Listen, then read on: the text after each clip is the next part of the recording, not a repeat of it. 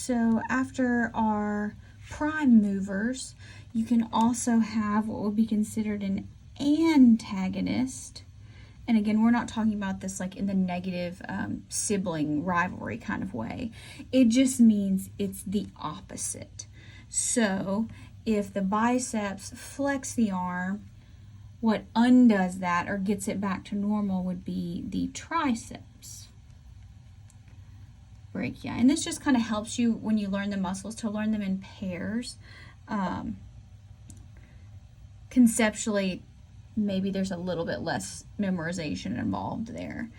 All right, now you can also have muscles that act as synergists. So this is where these muscles are going to work together.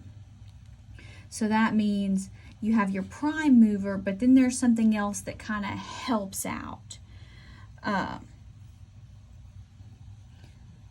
Specifically, we'll talk about fixators. So that's our last one, our fixator. These are going to be muscles that are working together, and they're going to hold the joint in place to stabilize the origin, which is, how in the world does that work? So the scapula is freely movable. It's not actually directly connected to any other bone. So, but it's the origin for several muscles in the arm. So if it's going to be the origin, remember the origin up here is the stationary bone. So in order for a scapula to be held steady to be the origin, you've got some fixator muscles to hold it in place. So if we're going to abduct the arm, which I'll show you that demonstration in a little bit. So our deltoid, that's going to be our shoulder, is our prime mover.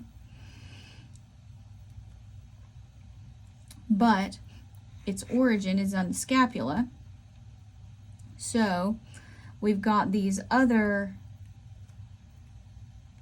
muscle groups that are going to all work together to hold that scapula in place. So these are going to be our fixator muscles there.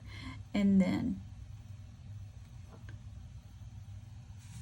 so here we have our actions and our antagonists. So these are things that undo each other. So biceps and triceps. Most people have heard of those, so in the arm.